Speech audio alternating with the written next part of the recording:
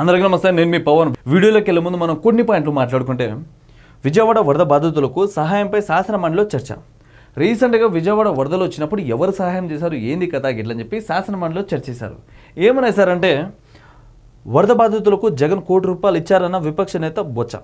ఈ బొత్స సత్యనారాయణ ఏమంటున్నాడంటే, ఆల్రెడీ జగన్మోహన్ రెడ్డి కూటమి ప్రభుత్వానికి ₹1 కోటి ఇచ్చేశాడు గిట్లని చెప్పి అంటా ఉన్నాడు.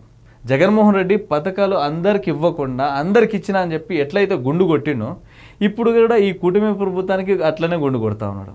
సో వివరణకు వస్తే, ప్రభుత్వానికి జగన్ విరాళం ఇవ్వలేదని తెలిపిన మంత్రి పార్థసారథి ఇక్కడే జగన్మోహన్ రెడ్డికి గుండు కొట్టేసిన.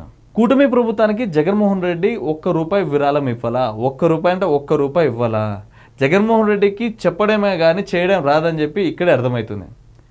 పాపం విజయవాడ వరదలు వచ్చినప్పుడు జనాలందరూ కష్టపడతా ఉంటే నువ్వు ₹1 ఇస్తామని చెప్పి ప్రకటన చేసినావు. మరి ఆ ₹1 అడిగిపోయినాయి.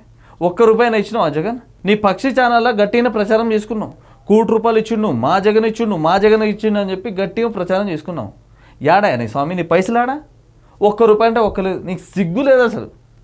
పైసలు ఇస్తా అని చెప్పి ఇవ్వకుండా ఇన్ని రోజులు దొంగతనంగా తిరుగుతా ఉన్నావు. జగన్ ఇస్తానన్న ₹1 విచారణ కమిటీ వేసేందుకు సిద్ధమవుతున్న హోంమంత్రి అంతా. ఇంకా అయిపోతుంది, నీ గుండు కొట్టేస్తుంది అంతే గారు, నీ గుండు కొట్టేస్తుంది. ఇప్పటి వరకు ఇవ్వకుండా దొంగతనంగా తిరుగుతా ఉన్నావు. జగన్మోహన్ రెడ్డికి అసలు సిగ్గులేదు. ₹1 ఏం బాగుపడతావా నువ్వు? ₹1 ప్రజలకు ఇస్తా అని చెప్పిన పైసలు ఇవ్వవు, ప్రజలకు మంచి చేయవు. ఏదో దొంగ పథకాలు తీసుకొచ్చి అన్ని దొంగతనాలు చేస్తావా, పైసలు తింటా ఉంటావు. ఇప్పటికైనా సిగ్గు తెచ్చుకో జగన్, ఇప్పటికైనా తెచ్చుకో. ఆ పైసలు వాళ్ళకి ఇచ్చేస్తే వాళ్ళు బాగుపడతారు. ఈ వీడియోకి ఇట్లా మీకు ఎట్లా అనిపించిందో కిందకి వచ్చి కామెంట్ చేయండి. సబ్స్క్రైబ్ చేయడం మాత్రం అస్సలు మర్చిపోకండి.